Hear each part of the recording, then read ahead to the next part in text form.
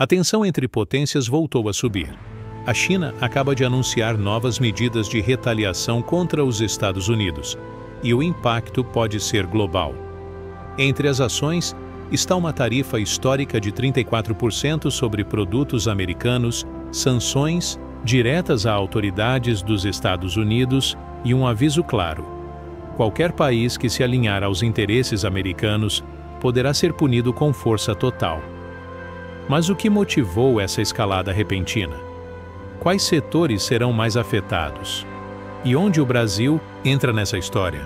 Fica comigo até o final, porque neste vídeo você vai entender tudo: o contexto geopolítico, as consequências econômicas e as movimentações de bastidores que estão sacudindo o tabuleiro mundial. Vamos ao vídeo completo. Mais um episódio dessa guerra comercial que claramente não vai atingir somente a população e a economia da China, dos Estados e a economia chinesa e a economia dos Estados Unidos. Sobre esse cenário de muita incerteza, eu tenho o prazer, mais uma vez, de conversar com o professor Leonardo Trevisan, economista e professor de Relações Internacionais da ESPM, a Escola Superior de Propaganda e Marketing, em São Paulo.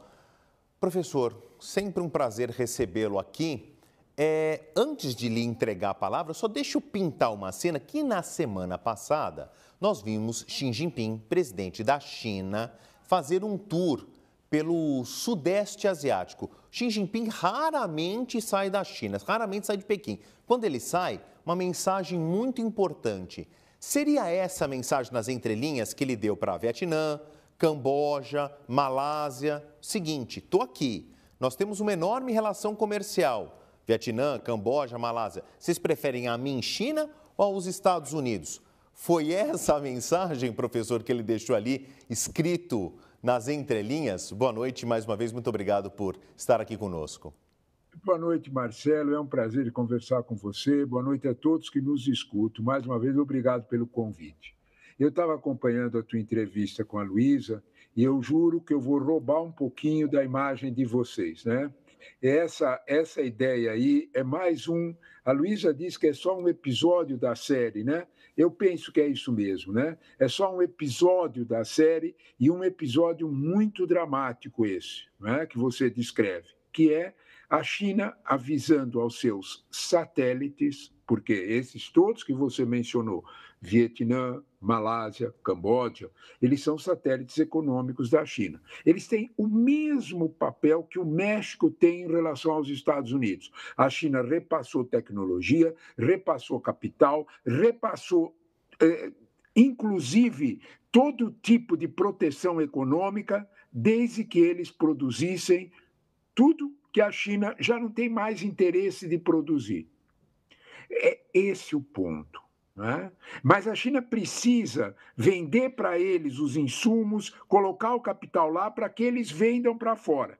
Não foi à toa que os Estados Unidos colocaram naquela primeira lista, né, as tarifas mais altas, é só a gente lembrar, né, a tarifa era mais alta que a da China naquela primeira lista. 49% para o Vietnã, para citar os dois que estão aí, e 46% para o Camboja. Né? Esses dois países, eles atuam como um satélite mesmo da...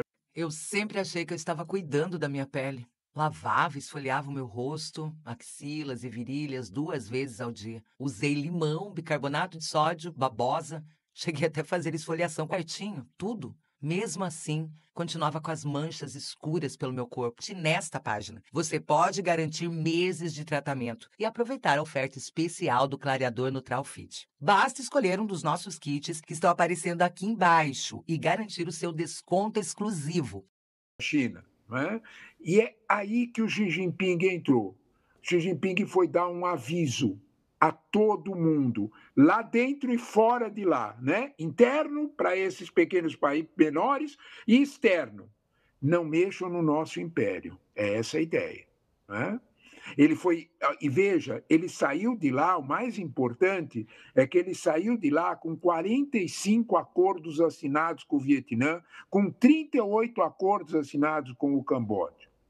Ele deu uma demonstração de força, não só para os satélites asiáticos, os outros, os demais, como para o Ocidente. Olha o que eu posso fazer. Você tem toda a razão, o Xi Jinping só sai de Pequim, fazia mais de 2 anos que ele não saía de Pequim, para dar esse tipo de recado. Né? E um recado bastante contundente. É essa a ideia. Né? Se a gente olhar um pouco para isso, a gente percebe o quanto a China está literalmente pagando para ver quanto mais os Estados Unidos vão subir a sua aposta. Professor Trevisan, um dos marcos aí dessas primeiras décadas do século XXI é o Road and Belt Initiative, né? A nova Rota da Seda e tudo mais.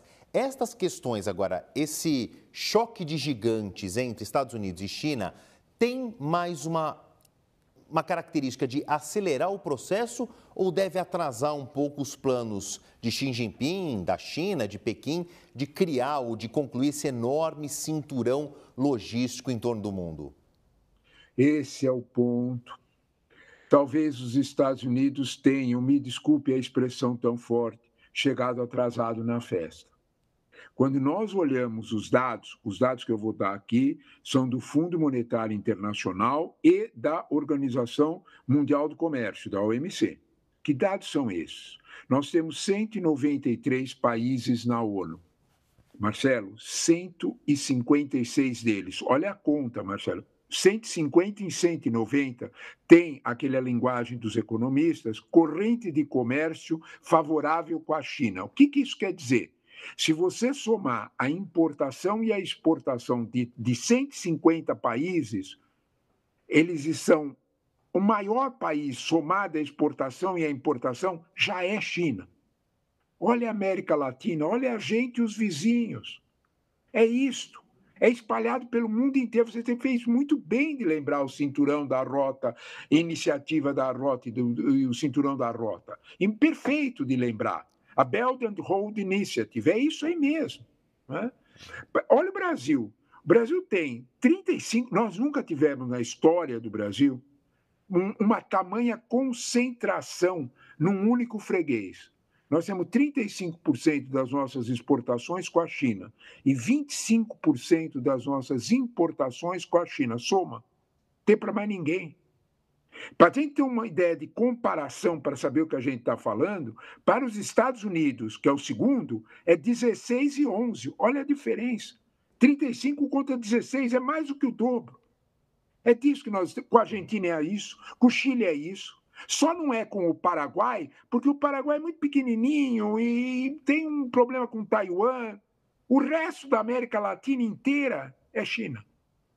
Quando a gente olha para esse contexto e a gente expande para a África, na África de 56 países, de 54 países africanos, 46 têm o maior freguês, o maior comprador na China.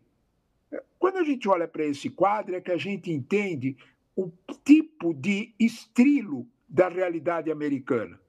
Atenção, esse estrilo, essa briga do Trump não é dele. A gente tá enganado disso. Isso é do establishment americano. O establishment americano inteiro pensa isso. Eles têm medo da China, porque eles estão vendo a China crescer. O que tem nisso é os Estados Unidos tinham uma hegemonia completa no mundo, política, militar, que eles mantêm, e econômica. A política militar está intacta. A econômica está claudicando. E está claudicando de um jeito que os deixa muito preocupados. Se alguém presta atenção nessas coisas, é só observar o que aconteceu com a IA do ChatGPT e a IA da DeepSeek. Um gastou 100 milhões de dólares para fazer, o outro gastou 6 milhões de dólares e é mais rápido. A guerra é comercial e essencialmente tecnológica. Os Estados Unidos, de alguma forma, estão percebendo a velocidade com que os chineses chegaram no jogo. Pois é, professor. A gente que acompanhou tanto no século XX, né, a guerra hegemônica entre americanos e soviéticos pelo desenvolvimento da bomba atômica, os personagens mudaram, do outro lado saem os soviéticos, entram os chineses e a bomba atômica fica no passado. Agora é o desenvolvimento de tecnologia de ponta, inteligência artificial, o carro elétrico. Professor Trevisan, pode ir anotando aí todos esses dados, porque a gente ainda vai falar muito. O governo Trump mal chegou no 100º dia, só no dia 30 desse mês é o 100º dia, ainda faltam pouco menos de 4 anos, muito assunto teremos. Obrigado mais uma vez, essa conversa sempre esclarecedora.